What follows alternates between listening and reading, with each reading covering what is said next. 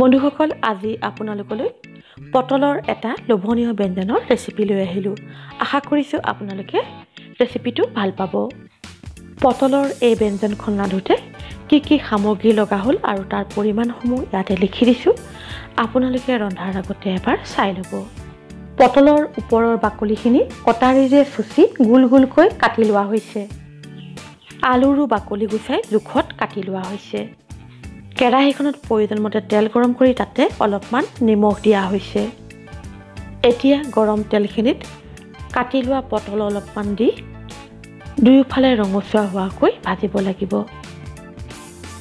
পটলখিনি ভজা হৈ গৈছে। এতিয়া প্লেট এখনত নমাই থ'ব লাগিব।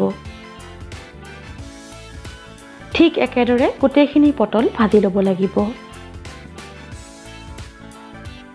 এতিয়া আলুখিনি দি দুয়োফালে ৰঙচুৱা হোৱাকৈ ভাজিব লাগিব।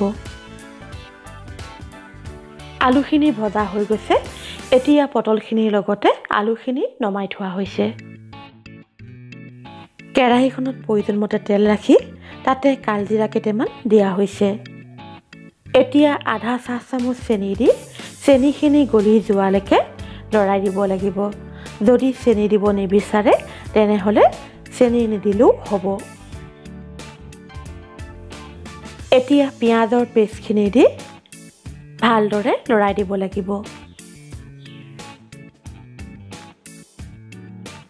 তাৰপিছত আদা নহৰুৰ পেষ্টখিনি দি ভালদৰে লৰাই দিব লাগিব।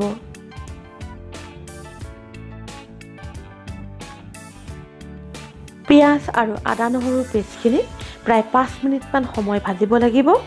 তাৰপিছত কুটি ৰখা বিলাহীখিনি দি ভালদৰে লৰাই দিব লাগিব।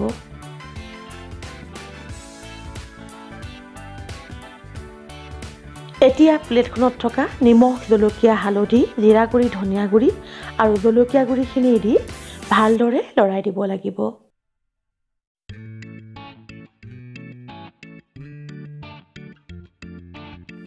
বিলাহী আৰু মছলাৰ মিশ্ৰণটো বৰ ধুনীয়াকৈ মিলি পৰিছে। এতিয়া প্ৰায় আধা কাপমান পানী মিশ্ৰণটোৰ ওপৰত ঢালি ভালদৰে লৰাই দিব লাগিব।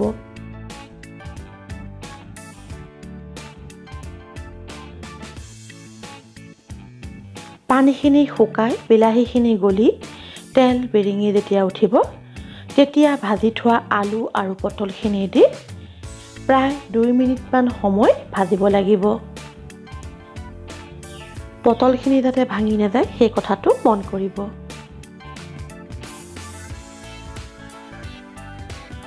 এতিয়া প্ৰয়োজনমতে গৰম পানী ঢালিব লাগিব। তাৰপিছত ভালদৰে লৰাই দিব লাগিব।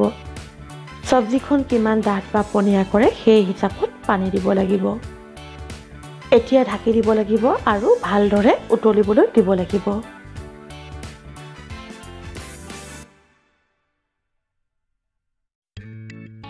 অলপ সময় উতলোৱাৰ পিছত চব্জিখন লাহে লাহে ডাঠ হৈ পৰিছে।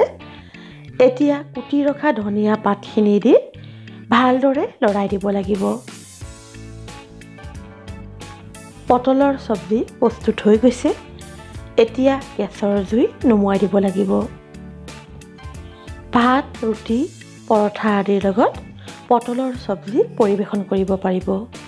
বন্ধুসকল, আপোনালোকৰ যদি মোৰ এই ভিডিঅ'টো চাই ভাল লাগিছে তেনেহ'লে লাইক আৰু কমেণ্ট কৰি উৎসাহিত কৰিলে অতিকৈ সুখী হ'ম। লগতে মোৰ চেনেলটো ছাবস্ক্ৰাইব কৰিব। কাষত থকা বেল আইকনটো টিপিলে মোৰ আগন্তুক ৰেচিপিসমূহৰ ন'টিফিকেশ্যনসমূহ আপোনালোকে লগে লগে পাই যাব। নতুন ভিডিঅ' এটালৈ আকৌ আপোনালোকৰ ওচৰলৈ আহি আছোঁ। আজিলৈ আহোঁ। ধন্যবাদ।